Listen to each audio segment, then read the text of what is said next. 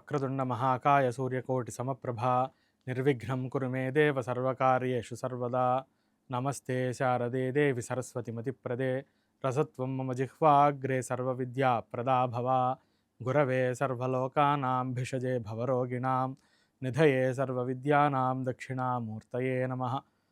ఆరోగ్యం పద్మబంధుర్వితరతు నితరాం సంపదం సీతరశ్మి భూలాభం భూమిపుత్రः సకలగుణయుతాం వాగ్విభూతిం చ సౌమ్యః సౌభాగ్యం దేవమంత్రీ రిపుభయశమనం భార్గవः శౌర్యమార్కిः దీర్ఘాయుః సైంహికేయः విపులతరయశः కేతురాచంద్రతారం అరిష్టాని ప్రణశ్యంతు దురితాని భయాని చ శాంతిరస్తు శుభం మేస్తు గ్రహాః కుర్వంతు మంగళం.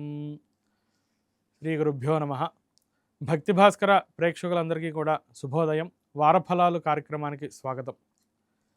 ఆగస్టు 24వ తారీఖు నుండి 30వ తారీఖు వరకు ఉన్నటువంటి ముఖ్య పర్వదినాలు, అట్లాగే ద్వాదశ రాశులకి ఎలా ఉండబోతోంది గోచార రీత్యా అనేది తెలుసుకుందాం. ఈ వారం 27వ తారీఖున వినాయక చవితి పండుగ ఉంటూ ఉన్నది.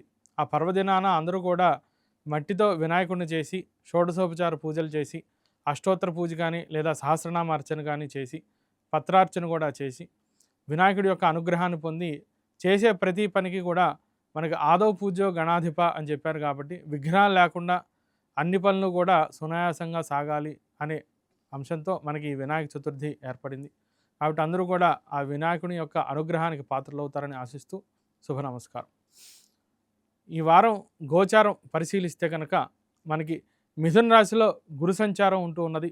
అట్లాగే కర్కాటక రాశిలో శుక్రబుధుల యొక్క సంచారం, సింహరాశిలో రవి చంద్ర కేతువు యొక్క సంచారం ఉన్నది, కన్యా రాశిలో కుజ సంచారం, కుంభరాశిలో రాహు సంచారం, మీనరాశిలో శని వక్రించి సంచరిస్తూ ఉన్నారు. వారం ముఖ్యంగా రవిని ప్రధానాంశంగా చేసుకుని చెప్పడం జరుగుతూ ఉన్నది. తదుపరి మిథున రాశి. మిథున రాశి వారికి తృతీయంలో ఉన్నటువంటి రవి సంచారం, దశమంలో శని సంచారం, భాగ్యంలో రాహు సంచారం అనుకూలంగా కనిపిస్తూ ఉన్నాయి.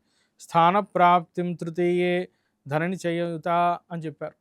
అంటే ఉన్నత పదవులు బాగా ప్రాప్తిస్తూ ఉంటాయి. ఉద్యోగంలో ప్రమోషన్స్ కోసం ఎదురు చూసేవారికి, ఉన్నత విద్యా ప్రయత్నాల్లో అప్లికేషన్ పెట్టి యూనివర్సిటీ నుండి అడ్మిషన్ వస్తుందా రాదా అని ఎదురు చూసేవారికి మంచి శుభవార్తలు వింటారు.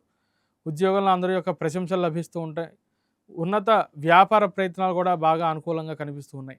విదేశీ ప్రయత్నాలు మంచి సునాయాసంగా గడిచిపోతూ ఉంటాయి. నిర్విఘ్నంగా పనులన్నీ కూడా పూర్తి చేస్తారు. రుణ సంబంధ వ్యవహారాలు కూడా మీకు అనుకూలంగా ఉంటూ ఉంటాయి. రుణాలన్నీ కూడా తీర్చుకోగలుగుతారు. అట్లాగే బకాయిలన్నీ కూడా వసూలు చేసుకోగలుగుతూ ఉంటారు. ముఖ్యంగా తృతీయంలో రవి సంచారం వల్ల తోబుట్టువులతో మంచి సత్సంబంధాలు ఉంటూ ఉంటాం. వివాదాలు ఏవైనా ఉంటే అవన్నీ కూడా పరిష్కరింపబడటం అనేది జరుగుతుంది. వారమంతాను కూడా అనుకూలత కొరకు ఇష్టదైవ స్మరణ చేస్తూ ఉండండి.